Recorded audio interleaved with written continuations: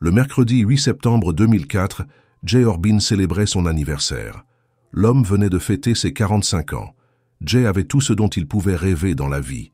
Une entreprise prospère qui accaparait tout son temps, une belle famille, et suffisamment d'argent pour offrir à ses proches une vie confortable. Jay Orbin vivait à Phoenix, en Arizona, aux États-Unis, avec sa femme, Marjorie Orbin, et leur fils tant attendu, Noah, âgé de 8 ans. En raison de son activité professionnelle, Jay voyageait souvent. Son entreprise était active dans plusieurs États et il y revendait des œuvres d'art et des bijoux précieux. Mais du jour au lendemain, cette vie parfaite a basculé lorsqu'il a disparu. Jay avait su dès le début que la vie avec Marjorie ne serait pas simple dès leur première rencontre.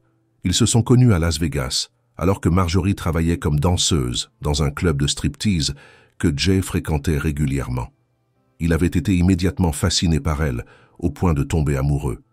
Rapidement, il avait commencé à lui demander des danses privées, presque chaque soir. Mais Jay voulait plus que ces instants volés. Il éprouvait de véritables sentiments et désirait une relation. Il l'avait donc invité à sortir avec lui. Jay était doux, gentil, amusant, et Marjorie avait fini par accepter. Pourtant, elle n'avait aucune intention d'abandonner sa carrière. Elle voulait la célébrité, la richesse et la reconnaissance. Elle rêvait d'un monde entier à ses pieds. Elle a continué donc à danser, ce qui déplaisait profondément à Jay. À l'époque, il n'avait que 26 ans. Il était jeune, sans fortune, et au tout début de ce qui deviendrait un parcours professionnel couronné de succès. C'est pourquoi, après quelque temps, Marjorie a décidé de le quitter, ne voyant aucun avenir avec lui.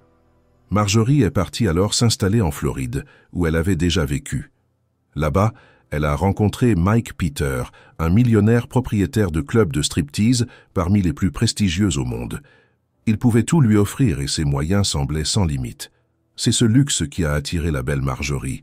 Elle est parvenue à capter l'attention du millionnaire et une relation romantique s'est installée. Ils sont allés même jusqu'aux fiançailles.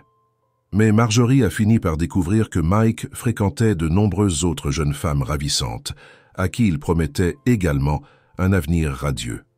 Quand elle a compris qu'elle n'était qu'une parmi d'autres, elle fut profondément déçue. Marjorie a tenté encore sa chance dans d'autres clubs et dans sa vie personnelle. En vain. Elle s'était mariée puis avait divorcé à 7 reprises.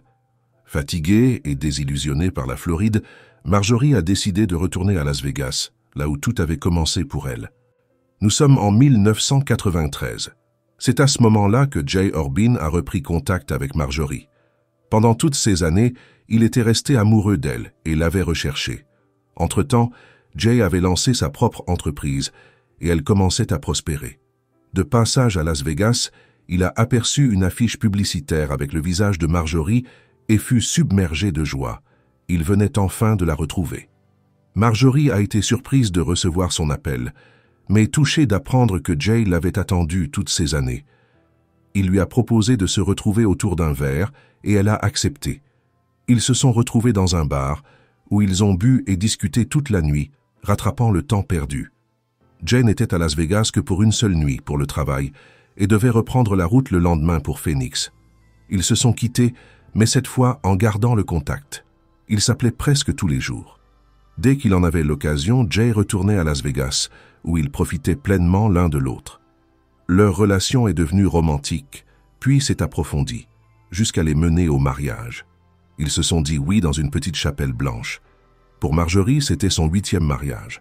Après la cérémonie, avec l'accord de son époux, Marjorie a décidé de tirer un trait sur son passé de danseuse et de se consacrer à sa vie de famille dans leur maison à Phoenix. Elle est devenue une femme au foyer. Elle cuisinait, faisait le ménage pendant que Jay travaillait. Il rêvait d'avoir un enfant, mais un obstacle se dressait. Une infertilité diagnostiquée chez Marjorie alors qu'elle avait 18 ans. Elle avait été informée par un médecin qu'elle ne pourrait jamais tomber enceinte. Elle a alors suivi un traitement contre la stérilité, extrêmement coûteux. Heureusement, Jay gagnait bien sa vie et ne regardait pas à la dépense pour aider sa femme à réaliser leur rêve commun. Finalement, les soins ont porté leurs fruits. Marjorie est tombée enceinte et a donné naissance à un fils tant attendu, Noah. Leur vie de famille semblait idyllique. Ils étaient heureux, unis et s'occupaient ensemble de leur fils. Marjorie appréciait son rôle de mère, d'épouse et de femme au foyer.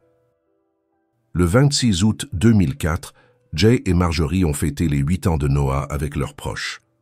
Quelques jours plus tard, Jay est parti en voyage d'affaires en Floride, mais il est revenu rapidement car l'ouragan Frances rendait son déplacement trop dangereux.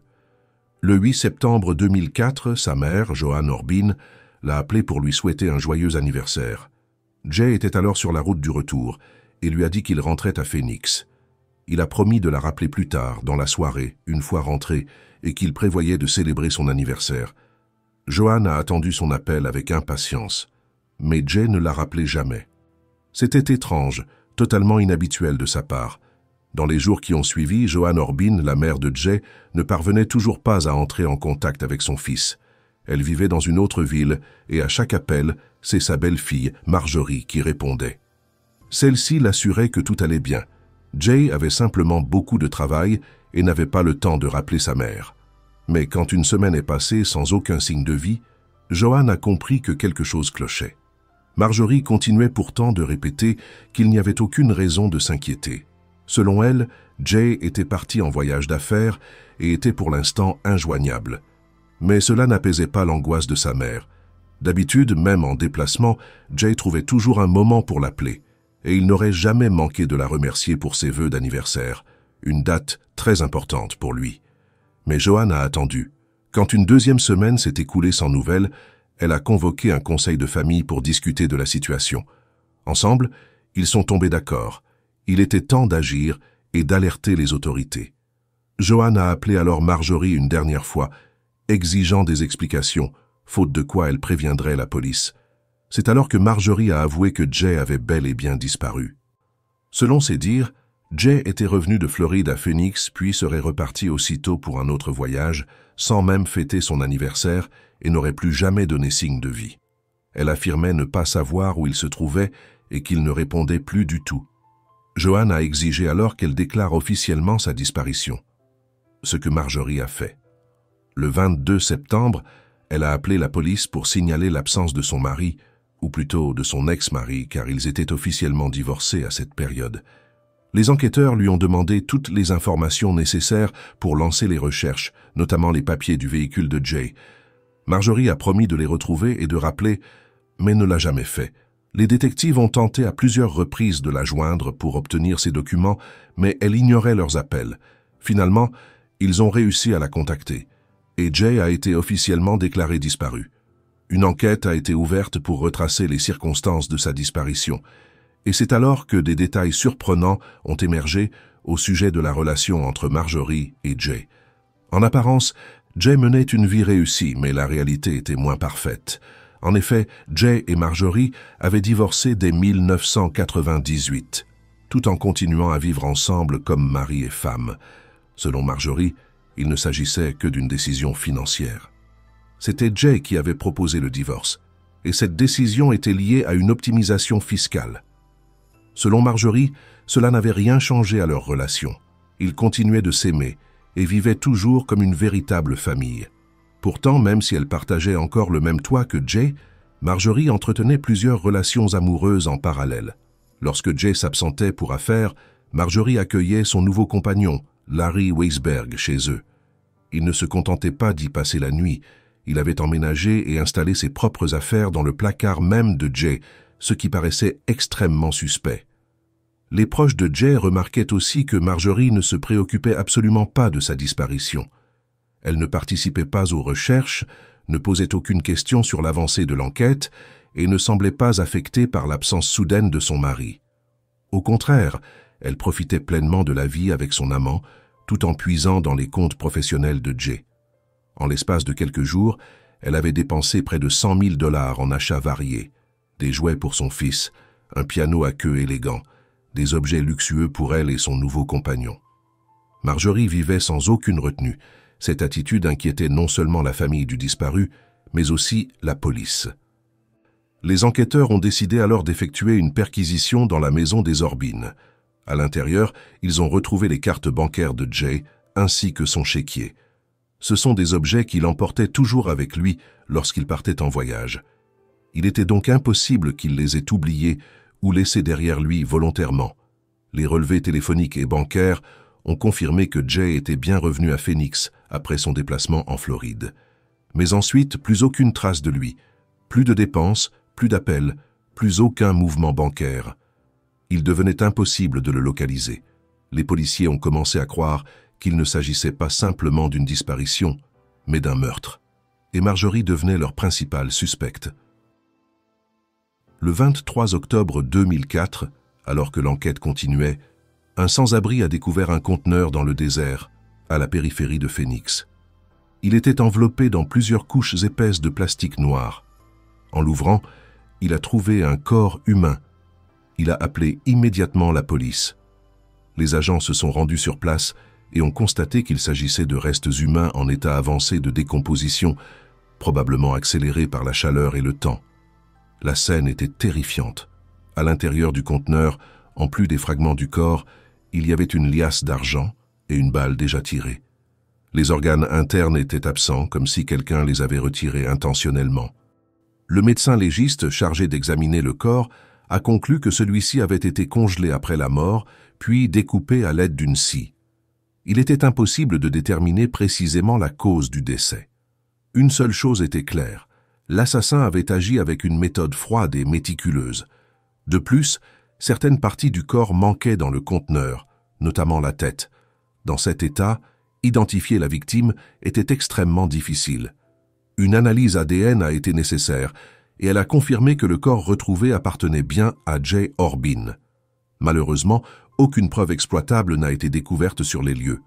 L'affaire, jusque-là traitée comme une disparition, a été requalifiée en homicide. Les enquêteurs soupçonnaient depuis longtemps que Jay n'était plus en vie. Sa femme ne l'attendait pas, ne le cherchait pas, menait une vie totalement détachée. Elle est alors devenue la principale suspecte, d'autant que personne d'autre ne semblait avoir un mobile. Jay n'avait ni ennemi ni contentieux, alors que le comportement de sa femme donnait l'impression qu'elle avait tout à gagner de sa disparition. Pendant ce temps, Marjorie continuait de vider les comptes bancaires de son ex-mari à une vitesse vertigineuse. On a même pu l'arrêter pour falsification de sa signature sur un chèque, alors qu'elle procédait à un achat.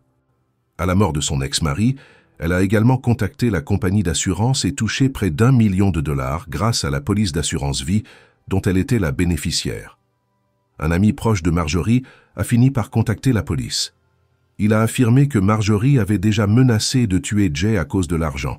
Elle aurait même dit vouloir envelopper son corps dans une couverture et l'envoyer dans le désert, ce qui rappelait les circonstances exactes dans lesquelles les restes avaient été découverts. Le 6 décembre 2004, soit 6 semaines après la découverte des restes de Jay, Marjorie a été arrêtée. Elle a été inculpée pour meurtre avec préméditation, vol et fraude. Selon les conclusions de l'enquête, Marjorie aurait tué Jay le 8 septembre 2004, le jour même où il était rentré de Floride, qui était aussi le jour de son anniversaire. La police a estimé que, passionnée par sa nouvelle relation amoureuse, elle voulait se débarrasser de Jay. Mais elle ne souhaitait pas partir sans rien. Habituée à son train de vie luxueux, elle avait besoin de son argent. Or, puisqu'ils étaient officiellement divorcés, elle ne touchait plus rien. Elle avait alors décidé de l'éliminer pour récupérer son héritage et l'assurance vie. Selon les enquêteurs, Marjorie aurait attendu le retour de Jay, l'aurait abattu dans le garage de leur maison, une théorie étayée par les traces de sang retrouvées sur place. Elle aurait ensuite congelé le corps, avant de le décongeler pour pouvoir le découper plus facilement à l'aide d'une scie et d'une scie sauteuse électrique. Elle aurait ensuite dissimulé les restes dans le conteneur retrouvé, avant de continuer à mener sa vie comme si de rien n'était, sans l'homme qu'elle trouvait désormais encombrant. Pour appuyer cette version des faits, l'accusation disposait de plusieurs preuves. Les détectives ont retrouvé des tickets de caisse pour l'achat d'une serpillière, de sacs poubelles et de produits nettoyants, effectués le lendemain de la disparition de Jay. Ils pensaient que Marjorie avait procédé à un nettoyage minutieux du garage pour effacer le sang et qu'elle avait presque réussi. Les relevés des cartes bancaires de Jay ont aussi révélé qu'elle avait acheté, 2 jours plus tard, 2 grands conteneurs dans un magasin de bricolage. L'un d'eux correspondait exactement à celui où les restes du corps avaient été retrouvés. Les images de vidéosurveillance ont confirmé que c'était bien Marjorie qui avait fait cet achat. Le modèle du conteneur correspondait parfaitement, même taille, même couleur, même code barre. Selon le procureur, elle avait réparti les parties du corps dans 2 conteneurs qu'elle avait probablement cachés dans des endroits différents, mais seul l'un d'eux avait été retrouvé. L'enquête a également montré qu'elle avait repeint le sol du garage pour dissimuler les traces du crime. Dès la disparition de Jay, Marjorie s'était mise à dépenser sans compter l'argent de son mari et avait installé son amant dans la maison familiale, convaincue qu'elle ne risquait rien puisque son mari était mort. Son comportement l'avait immédiatement désignée comme coupable aux yeux des enquêteurs. Lors du procès, le témoignage d'une codétenue de Marjorie a pesé lourd. Cette détenue a affirmé que Marjorie lui avait avoué le meurtre, en précisant qu'elle trouvait son mari répugnant. Elle lui aurait expliqué l'avoir d'abord abattu, puis congelé, décongelé, avant de lui couper les bras, les jambes et la tête. Elle aurait ensuite réparti les morceaux du corps dans 2 conteneurs qu'elle aurait cachés séparément. Mais elle n'avait jamais dit où. L'amant de Marjorie, Larry Weisberg, a lui aussi été appelé à la barre. Il avait emménagé chez elle juste après la disparition de Jay. La justice lui avait accordé l'immunité. Tout ce qu'il dirait au procès ne pourrait pas être retenu contre lui. Larry a pourtant déclaré qu'il ne savait rien de ce qui était arrivé à Jay, que Marjorie ne lui avait rien confié et qu'il n'était impliqué d'aucune manière dans l'affaire. Malgré cette déclaration, l'avocat de la défense de Marjorie a tenté de rejeter la responsabilité sur Larry. Selon lui, c'était Larry Weisberg et non Marjorie qui avait tué Jay. Selon la défense, Larry aurait pu avoir un mobile, se débarrasser du mari de sa maîtresse pour éliminer son rival et profiter d'une vie confortable à ses côtés. Et dans cette version, Marjorie n'était en rien impliquée. En réalité, la police avait bien perquisitionné le domicile de Larry ainsi que son lieu de travail. Pendant un temps, il avait même été considéré comme un suspect potentiel. Lors de la fouille de sa maison, les détectives avaient trouvé une télécommande permettant d'ouvrir le garage de la famille Orbin. Sur son lieu de travail, ils avaient découvert un paquet de lames pour 6 sauteuses électriques, dont 2 manquaient. Les autres lames correspondaient aux traces laissées sur le corps découpé de Jay. Mais cela ne suffisait pas à l'accuser. Marjorie aurait très bien pu se servir de cet outil elle-même. De plus, Larry disposait d'un solide alibi. Au moment du meurtre, il se trouvait dans une autre ville. Il fut donc retiré de la liste des suspects. La défense de Marjorie continuait pourtant d'affirmer que Larry avait pu utiliser la télécommande pour entrer dans le garage, attendre Jay et l'abattre. Mais le procureur rappelait que l'alibi de Larry le protégeait. Il n'avait pas pu commettre ce crime. Marjorie, de son côté, niait toujours toute implication. Malgré son attitude suspecte, elle restait silencieuse et ne donnait plus aucun détail. Après plusieurs mois d'un procès long et éprouvant, les jurés ont rendu leur verdict. Marjorie a été reconnue coupable de tous les chefs d'accusation, meurtre avec préméditation, vol et fraude. Elle a été condamnée à la prison à perpétuité pour le meurtre, ainsi qu'à 2 peines supplémentaires de 5 ans chacune pour les délits financiers. Après le verdict, Marjorie a accordé un entretien depuis sa cellule. Elle regrettait de ne pas avoir témoigné pendant le procès. Elle affirmait que Larry avait tué Jay et qu'elle l'avait seulement aidé à dissimuler le crime parce qu'elle l'aimait. Selon elle, il l'avait aussi menacée, et elle avait eu peur de parler. Elle soutenait que Larry avait planifié le meurtre pour éliminer le 3e élément de leur triangle amoureux.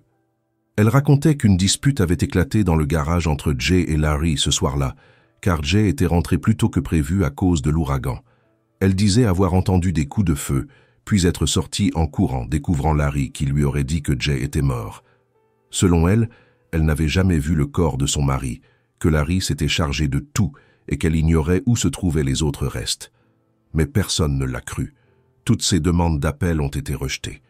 Aujourd'hui, Marjorie purge le reste de sa vie derrière les barreaux, dans le complexe pénitentiaire d'Arizona, à Perryville. La garde de Noah, le fils de Marjorie et Jay, a été confiée au frère de Jay. Darlene Gentry fascinait tout le monde par sa beauté. Elle avait de longs cheveux blonds et un large sourire éclatant. Au lycée, elle avait été élue reine du bal, et beaucoup la surnommaient Barbie.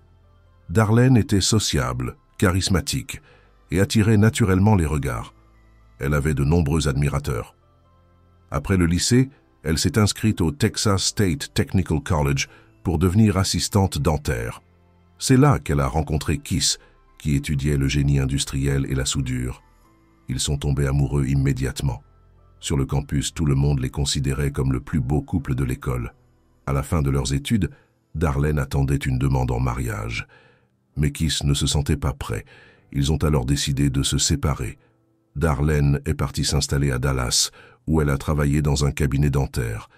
Mais après avoir vécu une situation difficile là-bas, son véhicule avait été volé. Elle a décidé de rentrer dans sa ville d'origine. Pendant tout ce temps, Keith continuait de l'aimer et de penser à elle. Lorsqu'il a appris qu'elle était revenue, il est allé la voir et lui a proposé de se remettre ensemble. Darlene a accepté, car ses sentiments pour lui n'avaient jamais disparu. En 1999, Keith lui a fait sa demande et le couple s'est marié. Ils ont rapidement eu 3 fils, les uns après les autres. Malgré ses grossesses et son rôle de mère, Darlene gardait une silhouette impeccable. Elle prenait soin d'elle, aimait faire du shopping et ne manquait de rien.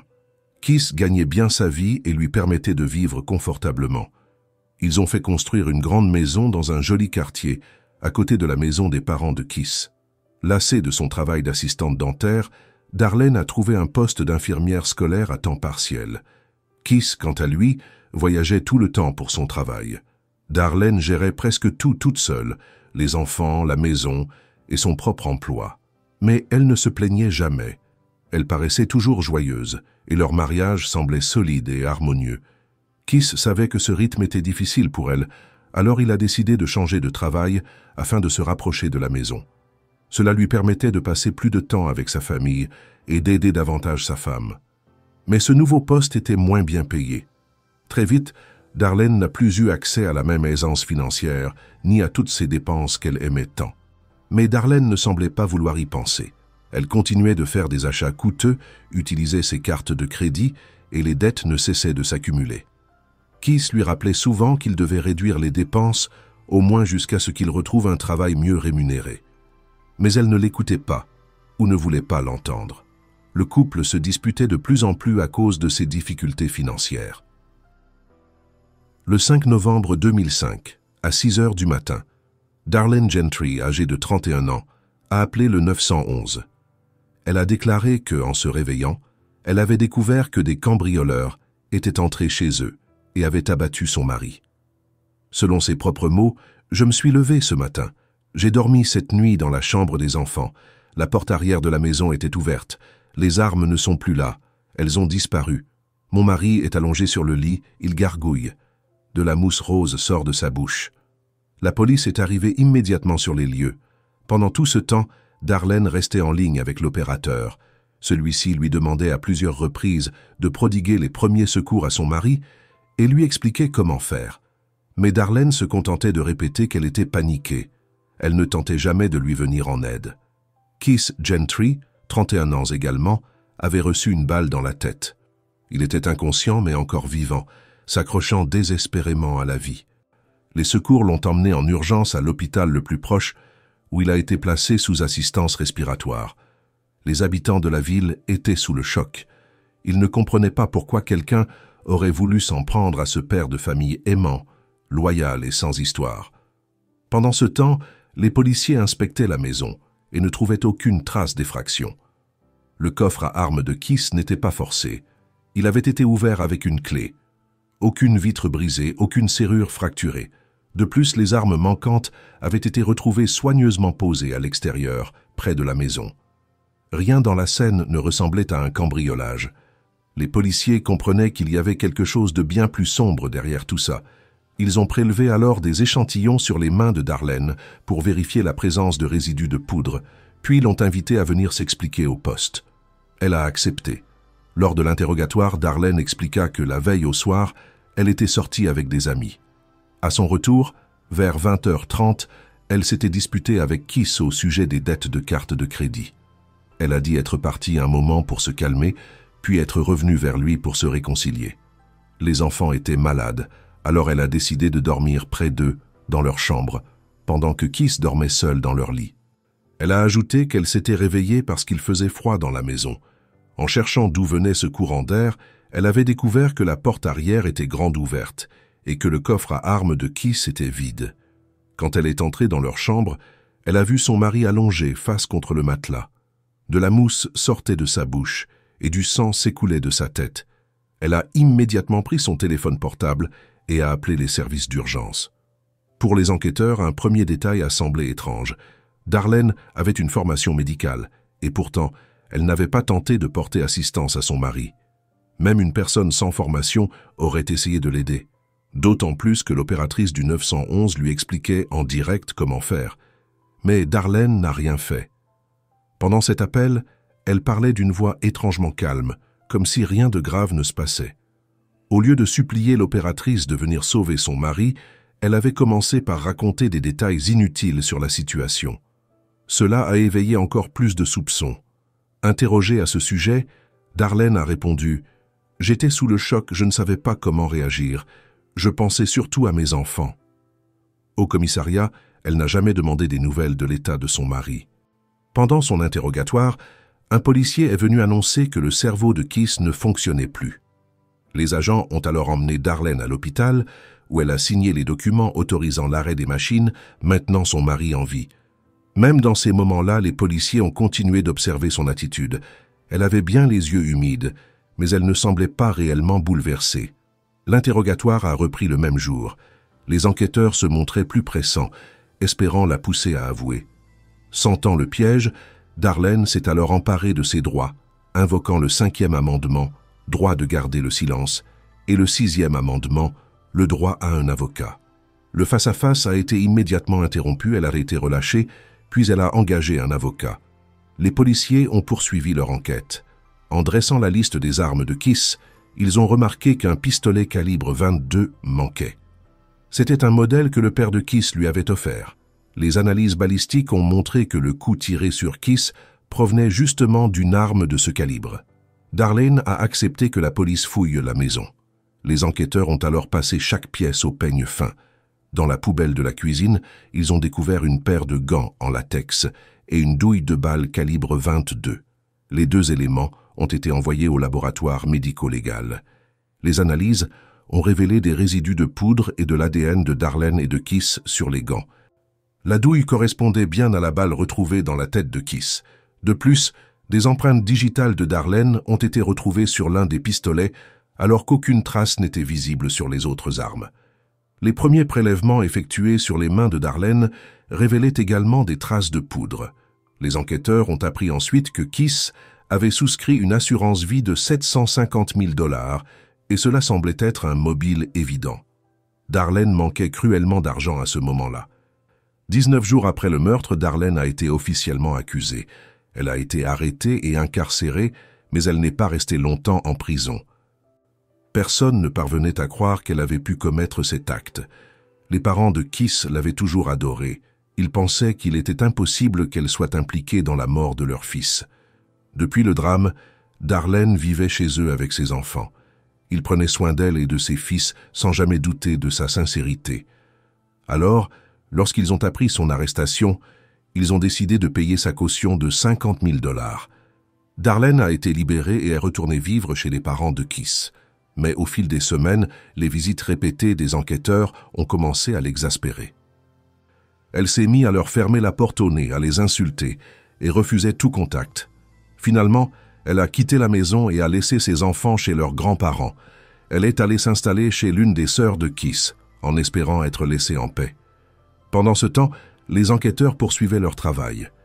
Ils se sont penchés sur la relation entre Darlene et Keith et ont découvert un homme profondément dévoué à sa famille.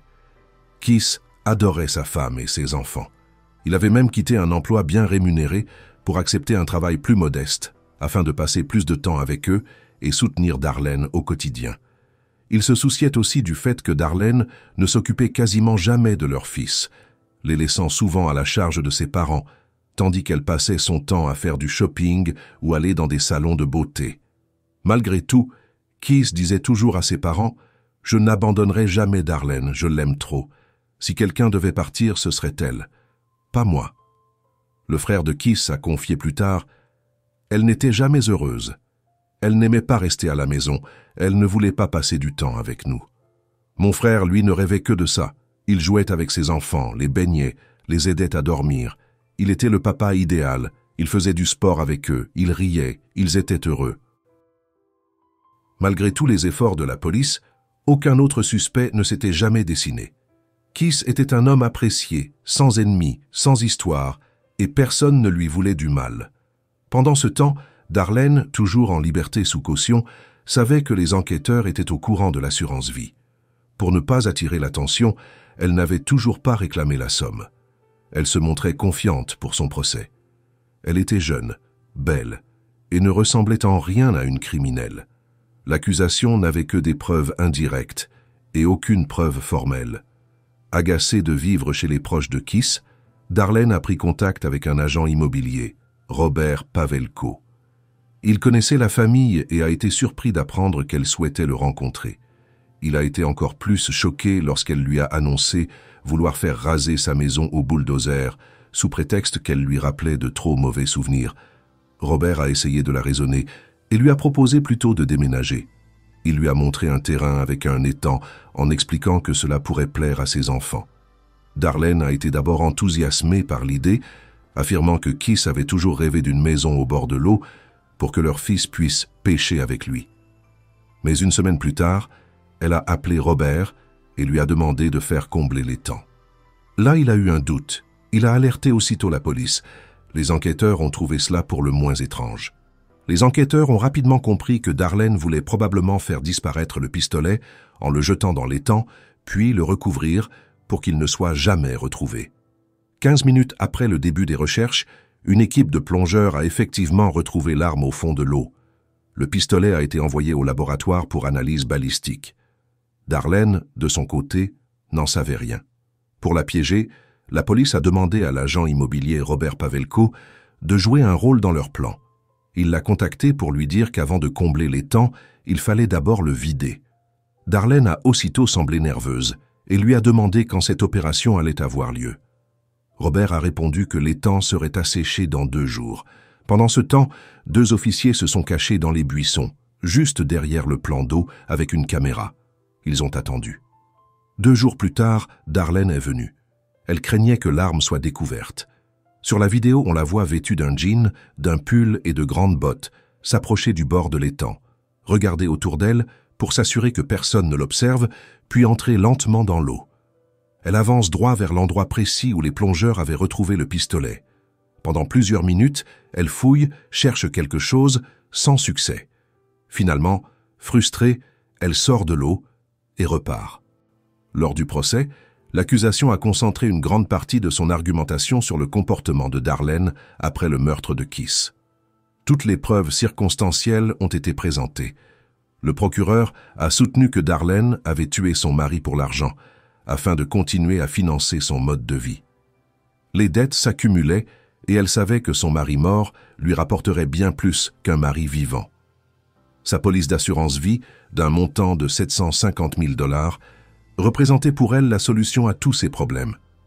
Darlene, elle, a continué d'affirmer son innocence. Lorsque la vidéo de l'étang a été diffusée à la cour, elle a expliqué qu'elle avait entendu des rumeurs selon lesquelles le véritable meurtrier aurait jeté l'arme dans l'eau et qu'elle avait voulu la retrouver avant la police, de peur qu'on ne lui tende un piège. Son avocat a tenté de faire exclure la vidéo des preuves, mais la demande a été rejetée. Après 5 heures de délibération, les jurés ont rendu un verdict unanime. Darlene Gentry a été reconnue coupable. Elle a été condamnée à 60 ans de prison. Elle pourra demander une libération conditionnelle en 2037. Les parents de Keith ont obtenu la garde de leurs 3 petits-fils. Par décision de justice, Darlene n'a plus le droit d'entrer en contact avec ses enfants. Aujourd'hui, Darlene Gentry continue de clamer son innocence.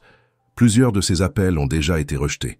Et maintenant, dites-moi ce que vous pensez de ces 2 affaires dans les commentaires. Soutenez cette vidéo avec un like et abonnez-vous si ce n'est pas encore fait. Merci à tous pour votre soutien et à très bientôt pour une nouvelle affaire.